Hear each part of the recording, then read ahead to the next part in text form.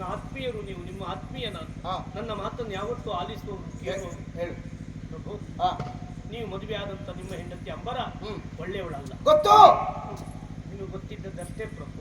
ಯಾಕೆ ಏನು ಅಂತ ನಿಮಗೆ ಗೊತ್ತಿಲ್ಲ ಪ್ರಭು. ಕಣ್ಣಾರೆ ಕಂಡಿದ್ದೇನೆ ನಾನು. ಅದೆಲ್ಲ ಸತ್ಯ ಅಲ್ಲ ಪ್ರಭು. ಮತ್ತೆ ಯಾವುದು ಸತ್ಯ? ಅವಳು ಪರಿಸ್ಥಿತಿಯ ಕೈಗೊಂಬೆಯಾಗಿ ಆ ಶ್ರೀಗಂಧ ಕುಣಿಸಿದಂತೆ ಕುಣಿದಂತೆ ಬಿಟ್ರೆ ಮನಪೂರ್ವಕವಾಗಿ ಅವಳು ಹಾಗಿದ್ದದ್ದಲ್ಲ. ಹೌದಾದ್ರೂ ಮೋಸ ಮಾಡಿ ಸುಳ್ಳಲ್ಲ. ಆದ್ರೆ ನಿಮ್ಮ ನಿಷ್ಕಲ್ಮಶವಾದಂತ ಪ್ರೀತಿ ಅರಮನೆಯ ವಾತಾವರಣ ಅವಳನ್ನ ಬದಲಾಯಿಸಿದೆ ಪ್ರಭು. ನಿಮ್ಮ ಮೇಲೆ ಅಮಿತವಾದಂತ ಪ್ರೀತಿಯನ್ನು ಇಟ್ಟುಕೊಂಡಂತ ಆಕೆ ಜೀವನ ಪರ್ಯಂತರ ನಿಮ್ಮ ಸತಿಯಾಗಿ ಬದುಕಬೇಕು ಅಂತ ಆಸೆ ಪಟ್ಟಿದ್ದಾರೆ.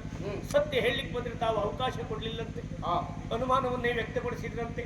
ಈ ಕ್ಷಣಕ್ಕಾದ್ರೂ ಈ ಸತ್ಯವನ್ನು ಒಪ್ಪಿ ಅವಳನ್ನು ಒಪ್ಪಿದ್ರಿ ಅಂತ ಆದ್ರೆ ಜೀವಂತವ್ರು ಸಿಗ್ತಾರೆ. ಹೇಗೆ ಅಪ್ಪಿಕೊಳ್ಳೋದು ಸಾಧ್ಯ ಉಂಟಾ? ಅಲ್ಲ ಅಂತಾದ್ರೆ ಅವರ ಹೆಣವನ್ನು ನೋಡ್ಬೇಕಾಗ್ತದೆ. ನಿಜವಾಗ್ಲೂ ಪ್ರೀತಿಸಿದವಳು ಹೌದು ಪ್ರಭು. ಅಂಬರ ಬದಲಾಗಿದ್ದಾಳೆ. ಹೌದು ಪ್ರಭು.